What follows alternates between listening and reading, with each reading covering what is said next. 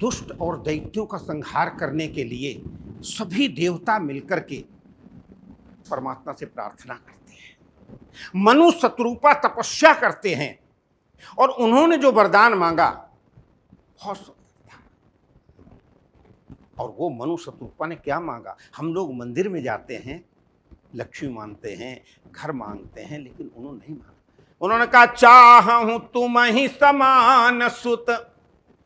तपस्या पूर्ण हो रही है, भगवान सामने प्रकट हो गए हैं और मनु शत्रुपा कहते हैं मुझे तुम्हारे समान पुत्र चाहिए। आप क्या मांगते हैं? आप भी मंदिर जाकर के कम से कम इतना तो कहें मुझे तो परमात्मा आप चाहिए, पुत्र चाहिए, पुत्री चाहिए, धन चाहिए, दौलत चाहिए, दुकान चाहिए, मकान चाहिए। ये तो सब अपने आप मिल जाएगा जब स्वयं परमात्मा तुम्हारे हृदय में विराजमान।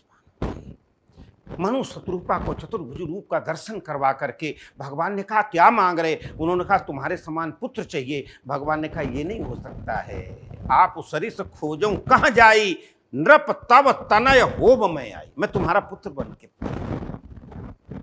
और उसी के स्वरूप जब ऋषियों ने यज्ञ करवाया तो भगवान अग्निदेव स्वयं चरु लेकर के प्रकट होते हैं और तब 4 पुत्र होते हैं। तो वो जो मांगने की प्रक्रिया है, इस कहानी का मतलब क्या है?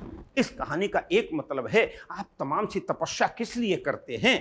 भारतीय संस्कृति, वैदिक संस्कृति, हिंदू संस्कृति, सब जगह लिखा हुआ है कि अगर तुम परमात्मा को स्वयं प्राप्त करना है और परमात्मा तुम्हारे हृदय में विराजमान हो जाए तो निश्चित रूप से तुम्हारे सभी कष्ट दूर हो जाएंगे। इसीलिए रामचरितमानस को सर्वोपरि माना गया है। एक एक अर्धाली, एक एक चौपाई मंत्र है। उसी मंत्र का 12 अक्षर मंत्र पुण्य जपहि सहित अनुराग, अनुराग के साथ में 12 अक्षर का ओम नमो भगवते वासुदेवाय, अगर इस मंत्र का जप किया जाए तो भगवान नारायण, मां परांबा, भगवती लक्ष्मी आपके सभी कार्य सभी निश्चित रूप से निर्विघ्न रूप से पूर्ण करेंगे और आपको आशीर्वाद भी प्राप्त होगा और आपके घर में, आपके हृदय में परब्रह्म परमात्मा का वास होगा।